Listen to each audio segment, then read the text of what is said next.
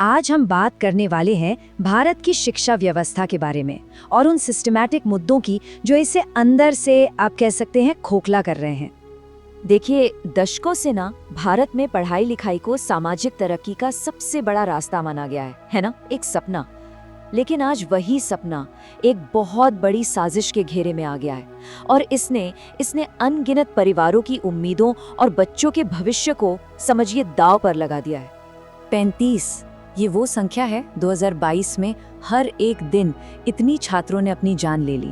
सोचिए, ये सिर्फ एक आंकड़ा नहीं है, ये एक बीमार सिस्टम का, एक संकटग्रस्त सिस्टम का एक बहुत ही दर्दनाक लक्षण है। एक ऐसा सिस्टम जो हमारे युवाओं की जान ले रहा है और परिवारों पर जो आर्थिक दबाव है वो तो बहुत ही ज्यादा है। अब ये डेटा देखिए, प्राइवेट स्कूल में पढ़ाई का खर्च सरकारी स्कूलों से पता है कितना?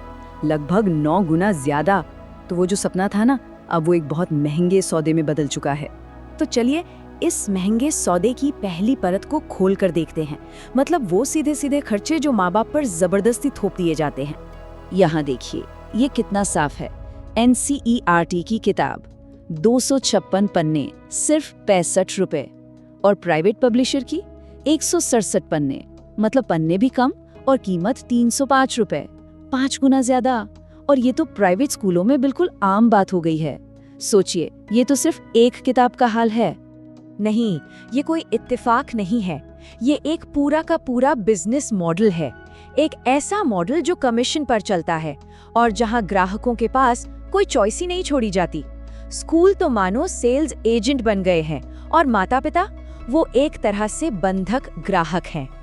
अच्छा, तो स्कूल की फीस तो एक तरफ, इसके अलावा भी एक बहुत बड़ा एक समानांतर उद्योग खड़ा हो गया है और ये उद्योग अब धीरे धीरे हमारी असली फॉर्मल एजुकेशन की जगह ले रहा है।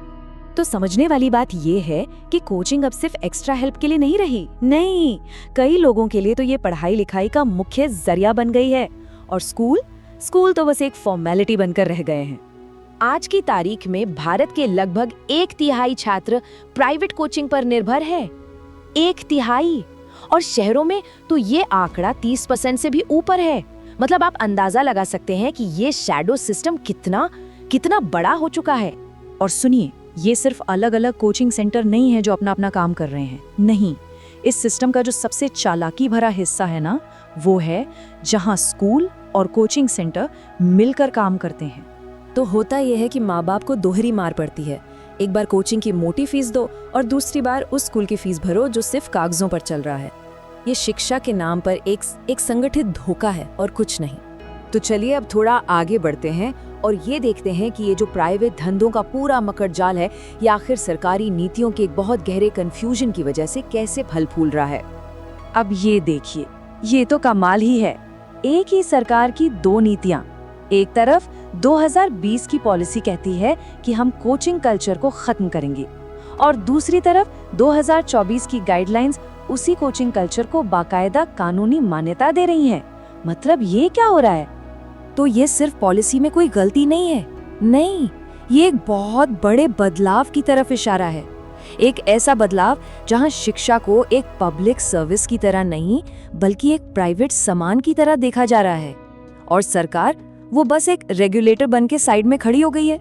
और सबसे चौंकाने वाली बात तो ग्रामीण भारत में दिखती है।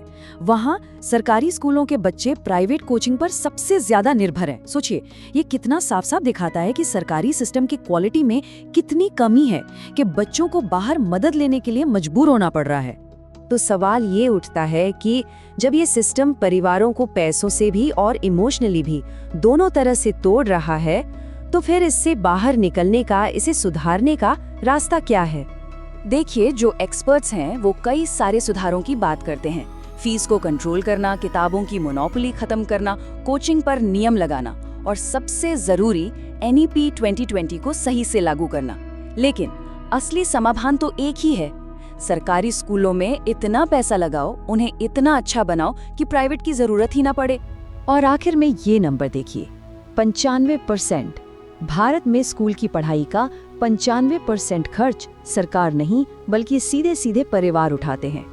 ये आंकड़ा दिखाता है कि सारा का सारा बोझ असल में माँ बाप के कंधों पर डाल दिया गया है।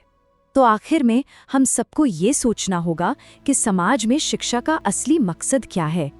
क्या ये भविष्य के लिए एक पुल है या फिर परिवारों के लिए एक कर्ज का जाल? हम इसे एक अधिकार मानते हैं या एक महंगा सामान? क्योंकि हमारा जवाब ही हमारे बच्चों का भविष्य तय करेगा।